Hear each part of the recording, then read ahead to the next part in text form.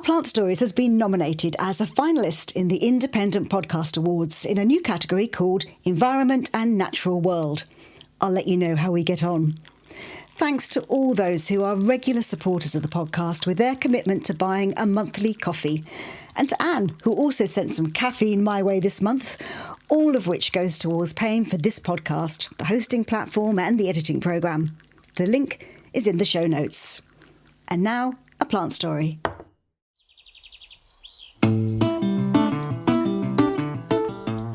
Welcome to Our Plant Stories.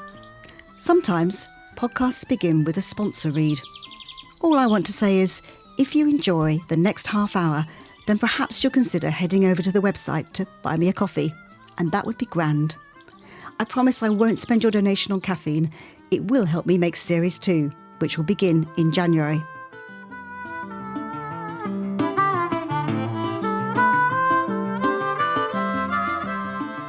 Back in episode 5, Andy Peasgood shared a story about an apple the size of a small training football. The apple tree grew in his grandparents' garden and it shared his surname. So we went on the trail of the Peasgood's nonsuch apple tree, going back over 150 years to a young girl who planted an apple pip.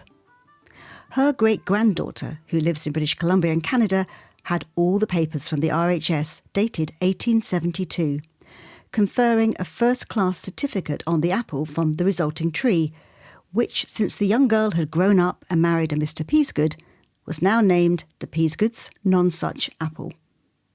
But the story didn't quite stop there, and hence this Offshoot episode. I became slightly obsessed by the history and spent a few hours one day in the RHS Lindley Library, which is where I stumbled across a Mr. R. Gilbert of Burghley House, who had shown the Peasgood's nonsuch apple at the National Apple Conference in 1883. I was now curious about Mr. Gilbert, so contacted the current head gardener at Burghley House, who turned out to have a lot of knowledge about his predecessor, and a project to commemorate his work in an enormous 6.5-acre walled kitchen garden on the estate. So on a sunny October morning, I went to the walled garden and met Joe Whitehead, the head gardener. And along with Dennis Smith, who we'll hear more from in another episode, we wandered around this beautiful place.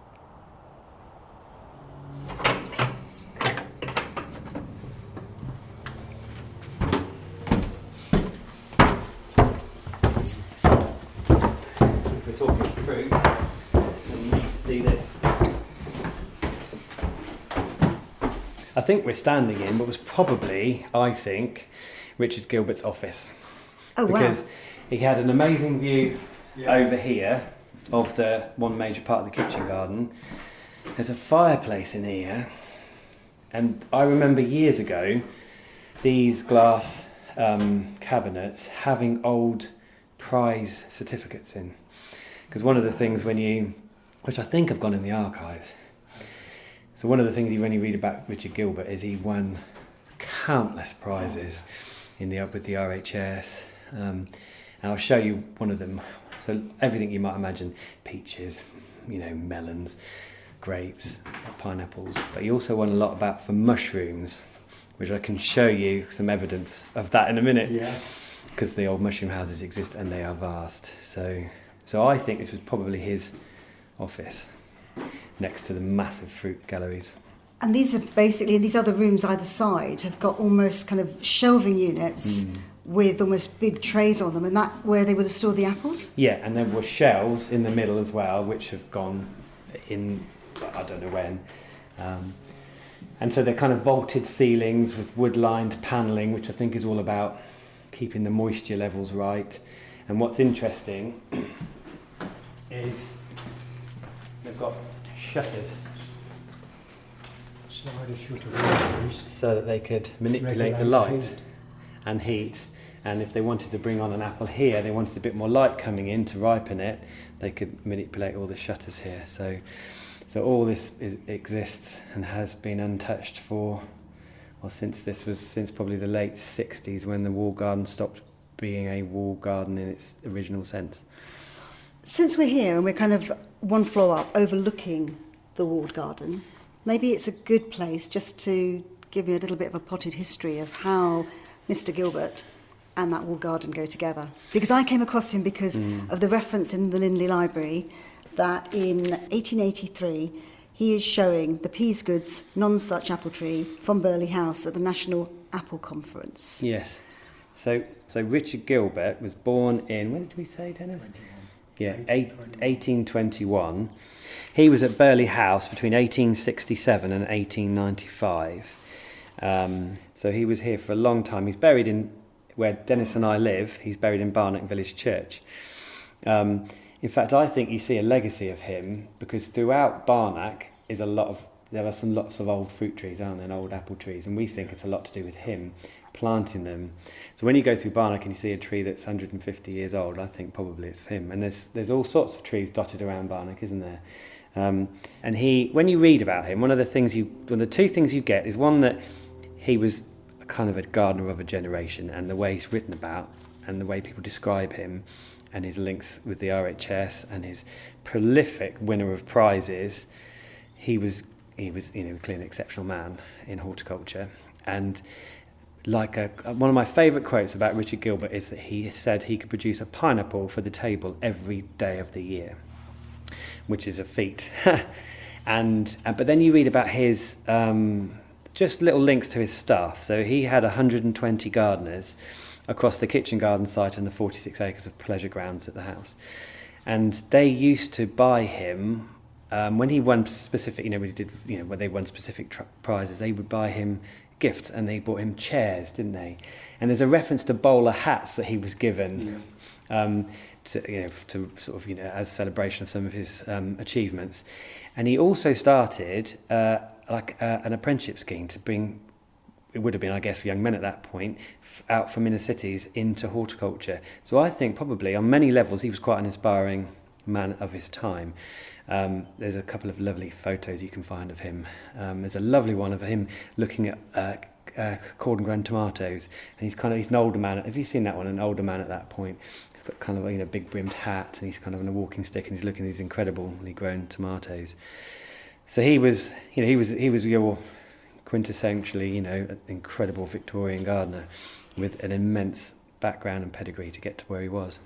With these huge kind of apple storage areas, though, was that quite a key thing for him, do you think? Because apple tree is one of his passions. Yeah, and just, he would have been able to harvest apples and still put the last year's crop on the table in March and April. They were so clever. This would have been full of fruit in general. It would have been full of grapes stored. Victorians could store grapes, and so I've done this. Put grapes on the table at Christmas. It's quite straightforward to be able to do that. You can keep white grapes well into January. So you imagine this would have been full of fruit, pears, squashes, overwintering things like vegetables that could be overwintered. There would have been swan-necked glass bottles full of grapes that had been cut and harvested, because there were the glass houses at Burghley. At Burghley there were 26 glass houses at its height. And huge boiler systems to provide heat. Pit greenhouses. Pit greenhouses are where you walk down steps into a greenhouse sunk into the ground, and the ground itself, the residual heat from the ground, provides a degree of the warmth. With independent boilers. I mean, this was, at its height, this would have been not the biggest. There are bigger walled gardens, but this is a big walled garden, incredibly, developed. So. And very high tech in a sense of its time. Yeah, very absolutely. Would have no doubt been using all the kind of latest innovations. Gilbert patented things, didn't he? He patented a cloche system that you can find online that's his patent. He bred a lot of different vegetables that you can link directly back to his breeding. He was very much hugely linked to apple cultivation. Him and his sons, wasn't it? Son-in-law, William Divers. Bred an awful lot of fruit trees. Sadly, his kind of growing grounds, his seedling grounds have gone. I think were probably removed or failed. The orchards failed in the 70s. But there are elements dotted around. There's a 35 odd very old pears on the walls, which we've had sent away for DNA identification, which has given us some names and led us to different, the next stage when they come back unknown. That's another link to the story if you want to continue trying to identify them. Yeah. The smell in here would have been amazing, wouldn't it? There's nothing like a fruit store that is as when the harvest is in a north-facing wall. There's nothing like it. Shall we go and look at the actual garden? Yeah.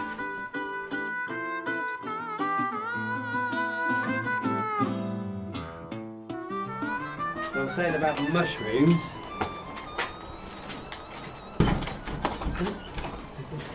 I'm sure it goes that way. Well, the hinges come this way, look. I'm determined to get this open. Sure. Oh, cheers, thank you. Oh, mind yourself.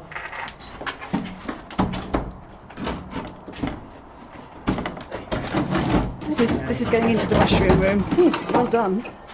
You won. Yeah. So that is the mushroom houses. Oh my goodness me.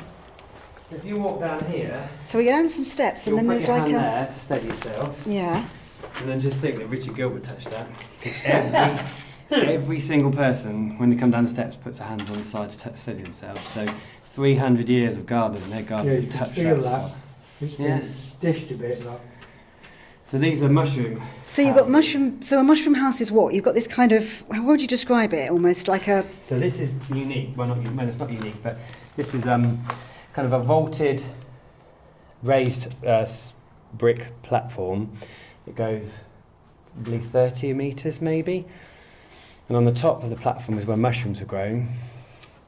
These entrances that would have led onto the glass houses beyond have been bricked in, but originally I think they would have had removable wooden panels, shuttered, Yeah. so that you could change the mushroom growing substrate really easily.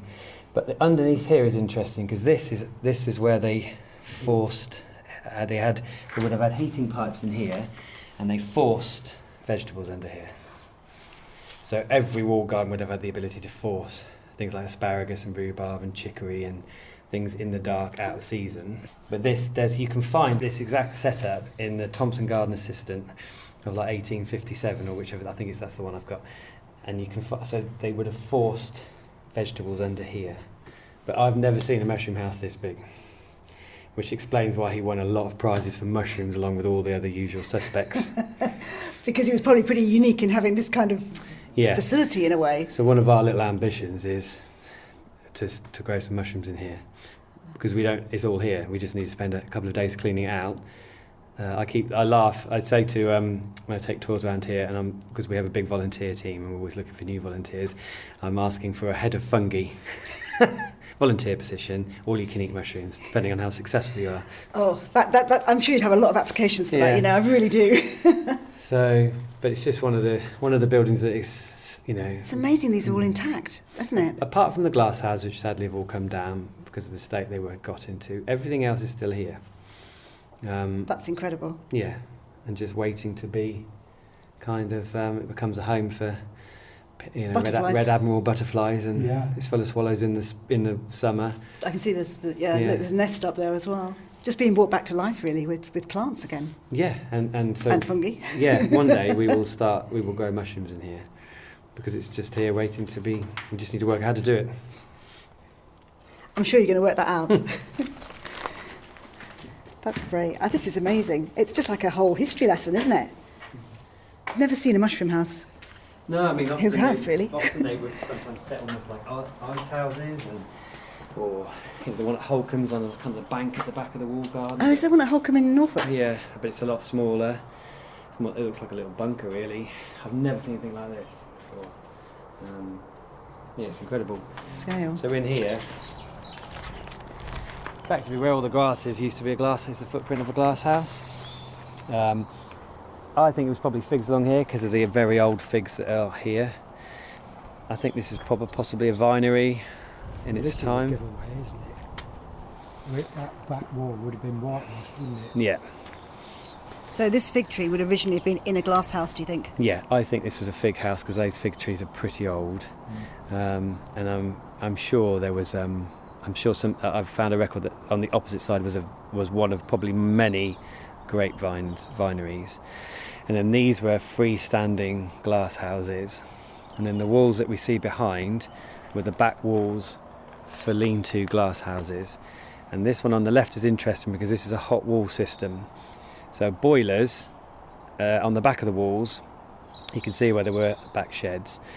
A boiler basically pumped smoke into flues in the wall that heated the wall, and then that heated the glass house beyond. So that is the earliest glass house heating setup before they invented huge, hot water boilers, and then 4-inch cast iron pipes pumped the hot water around the whole site. So that makes it, that wall will be one of the earliest walls because it predates that type of. So what kind of era are we talking? So the earliest maps that we've found so far go back to about 1701. I think the gardens were probably here before that. I'm not sure whether the wall garden site originally that supplied the house, the Burghley House, which was built in the mid-1500s. So I'm yet to find out whether there was a wall garden on this site back to that point, or whether there was an earlier one somewhere else. But certainly this has been here for that period of time, which makes it a very old wall garden, hence the very old heating system. And I don't think the footprint's dramatically changed either. Burghley House with its 89 rooms, I think, was built that big from the off, so I don't think this is. Lots of wall gardens often kind of expanded, grew and contracted depending on the success of the household. I imagine a household at Burghley in its height of its times probably had 100 staff and occupants. So, and this would have fed them as well as everything else. So there was a lot of food to be produced, basically, Huge amount, amongst all the staff and the families and. Yeah.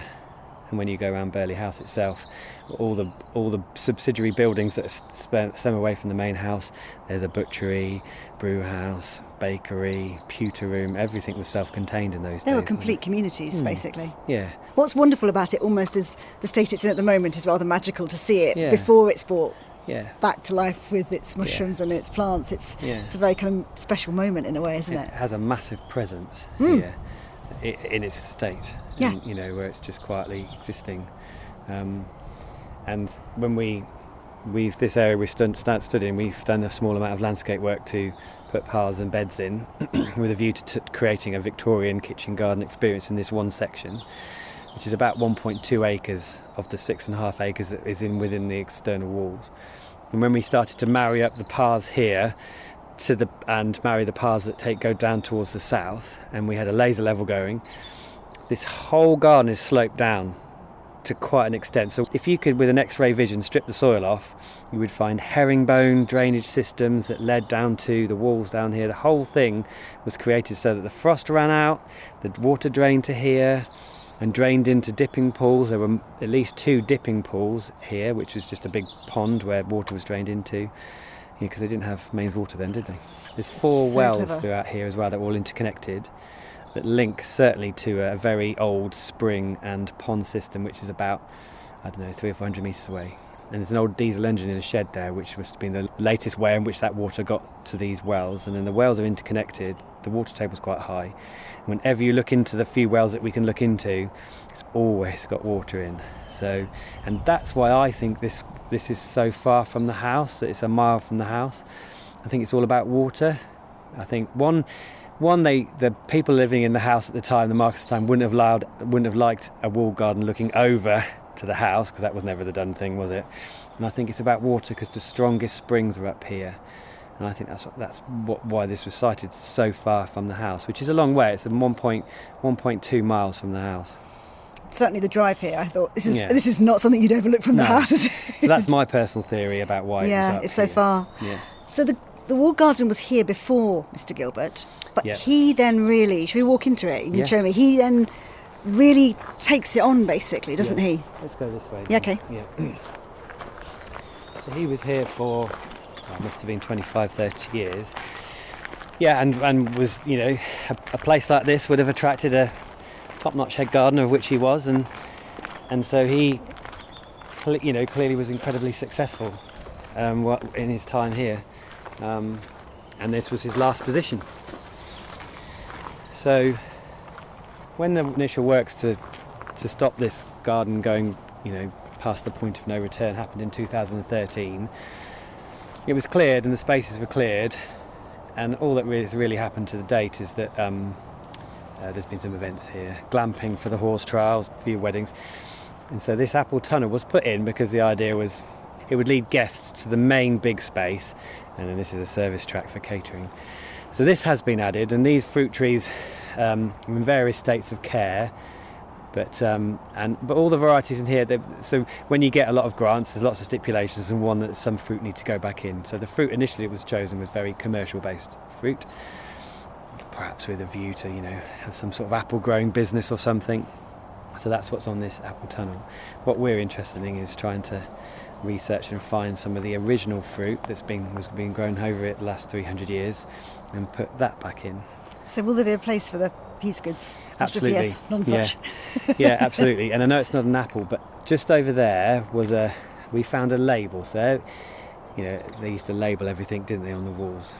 And they used to put long strips of lead with embossed names in. That's how they labelled these. And we found loads of those. We put a metal detector around the walls to try and find them.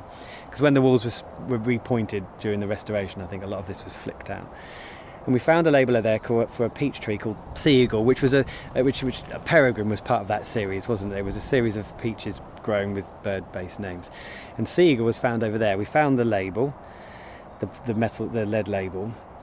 This is genuinely a true story. When we found the Sea Eagle label, a real sea eagle, stopped in at Burghley. And it sat in a tree over we would have driven almost past it when we drove up here. It was one of the seagulls that had been released in the Isle of Wight. Ironically, the charity who organised that release programme and Red Kites and all the various things that have happened are based in Stamford. So it was almost like the seagull came home to have a chat, a little pop in and see the person who started it all off. And it stopped in the tree for about 4 days. And it was in and around the same sort of time we found the seagull label. And sea eagles was thought to have been lost, as so many fruit trees are lost. But in working with a particular company called Burnwood, which is this incredible heritage nursery, they think they found it. They thought they found it in Scotland. It's not in Scotland, but they think it's in another collection. So one of my personal little endeavours is to get that tree back here and plant it where we found sea eagle, and then maybe the sea eagle will come for another visit. That's my best story. It's genuinely true. There's a 252 metre south-facing wall here. So one of the many ambitions for this project is to put a national collection of nectarines and peaches, because there isn't one, and so many of these things are lost. And so to perhaps collect something, try and find them, save them. So many fruit trees are disappearing, aren't they? Particularly stone fruit, I think. So this is how big is this? Is one section of the wall garden we're standing in, and how big is this? So I would have said this is probably about an acre, 6.5 acres within the walls. So over 6 sections. So there are about 5. Yeah, this is probably a little bit smaller than an acre. The main section in the middle, called the Great Garden in Old Mats, is the biggest space, which I would have said is probably about 2.5 acres. So is this one of the biggest wall gardens? It's definitely not, but there are some vast ones, some that are covered 30 odd acres. The one at Windsor Castle was huge in its day, and there's another one in Northampton near Nottingham, which I forget the name of now, which was 30 plus acres. But anything over 3 acres there wasn't that many. There were 6 acres is a big wall garden, of which there wouldn't be huge amounts of. But it certainly is but it's on an 11 acre space. So there's everything that's inside the walls, but it's surrounded by a ha-ha. That ha-ha was put in by Capability Brown when he came to Burghley. He came to Burghley, spent 30 years at Burghley, dramatically changing the landscape. It was either his second or first commission, and it's certainly his longest commission. And he stayed in that house, which was the head gardener's house. Oh, wonderful. Hence why he decided to put a ha-ha around the wall garden, which I think is unique for a complete ha-ha. I know Holcomb's got a ha-ha around there, but I don't think it's completely. So it's little ha-ha wars between gardeners, you see, who's got the biggest ha-ha. So So there's the same amount in as outside as there is inside the walls, and that was orchards and slips and definitely more growing houses on the outside. So the whole thing is 11.5 acres. which So- does make it a very big walled garden. So tell me about your vision for this walled garden going forward. So what we're proposing is to put gardens back in here. Even if we wanted to, we couldn't turn this back to where it was, and we need an army of people like he had, and the purpose, and you know, and a supermarket just on the edge there to sell it all to. Although that wouldn't be the best way, but anyway. So our idea is to create varied gardens in here. Some of them telling the story of these gardens. So one section will be a big Victorian kitchen gardener, which is going to celebrate Richard Gilbert. It'll be, you know, the heyday of the walled garden, the Victorian period, and Richard Gilbert. So it will be. We will try to create an experience so people are almost stepping back in time. And Burghley had a long period of growing cut flowers. You know, there's records of daily cut flowers coming from here, going down to Covent Garden markets. So one large section will celebrate that. There's a big area that's going to be centred around a tropical garden, but it will loosely tell the story about pineapples and in Richard Gilbert's, you know, claim to produce a pineapple every day of the year. There will be a very large borders. And then multiple gardens, including a garden that people will end up going through as their last experience, which we're loosely calling the Looking Forward Garden, which will all be about rainwater collection, sustainability, how as gardeners we can affect, you know, real change to the state of the world by the way in which we garden. And then throughout as well, there will be a mindfulness garden, a plantsman's garden, a wildlife garden, some very big borders. And so it will be this, hopefully, this kind of celebration of horticulture, but also a place for education, a place for a new volunteer team. We have 25 volunteers in the gardens now, so it won't be difficult for me to build a very big volunteer team up here. So at the heart will be a garden, but its effect and its purpose will be far, you know, kind of like, you know, far more than just a nice garden to come and see. We'll run it completely organically. We're not organic completely in the gardens, but that's our aim. So we run organically, as sustainably as possible. So there's lots of sort of things that underpin the project. When you stand here now, in your mind's eye, can you see it? Yeah. I dread to think how many hours I've spent up here, and I've done a full design for this. So we're kind of on the cusp of it. It's all there, waiting for the funding, which will be extensive. And we've started doing small amounts. We started doing some planting of things like pleaching that will take time to establish. And so, but we're just kind of waiting to be given the green light, really. We are going to, I think, we're planning to start growing in the kitchen garden element. And hopefully, we're going to grow cut flowers and produce. This is a plan I'm putting forward, a business plan, and that will supply the various restaurants at Burghley, plus a pub and a hotel that we do, and a farm shop that's coming.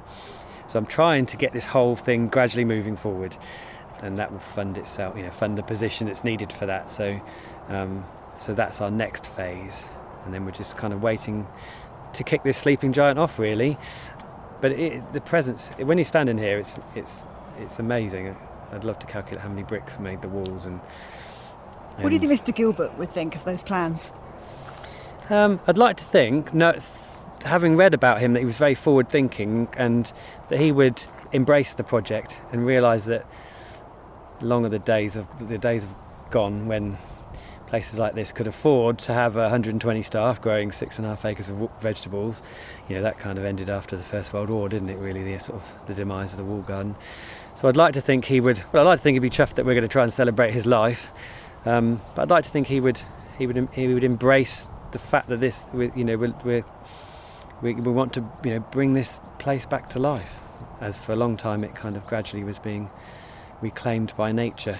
So hopefully, maybe he's buried in Barnock. I can go and perhaps, you know, find his grave and just, like, you know, have a little chat, tell him what we're doing, see if I can find a sign, maybe. So I think hopefully he would embrace that we're just trying to embrace where horticulture is going.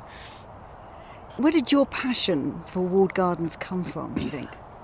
I'm kind of the third generation of gardeners in my family. So my grandfather was a head gardener, his father before him, and I spent a lot of my summer holidays knocking around the walled garden at East Hertfordshire, where his last position. and in the old glass houses, exploring those spaces.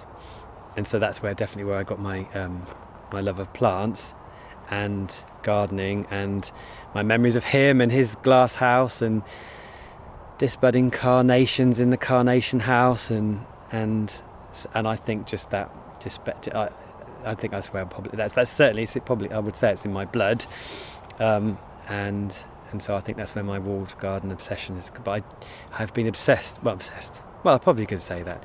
I have felt a tangible connection to walled gardens for my whole of my adult life that I can think of. I don't know what it is. Every time I walk into one, derelict or restored or in between, I kind of just feel like I've come home. I hope we will in time return to this walled garden. If you want to see it in its current state, head to the website where there are photographs of the fruit galleries, Mr. Gilbert's office and the mushroom houses, along with the walled garden. I'm currently gathering plant stories for a second series of the podcast, so if you have one you'd like to share, you can email me at sally@ourplantstories.com. Our Plant Stories is an independent podcast presented and produced by me, Sally Flatman. And if you do buy me a coffee, my sincere thanks.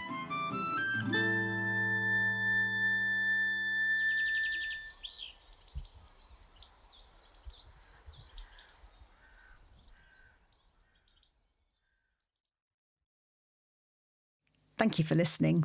If you want to show your support for this podcast via Buy Me a Coffee, then the link is in the show notes or on the website ourplantstories.com. I promise you, your virtual coffee will go towards the podcast, not plants.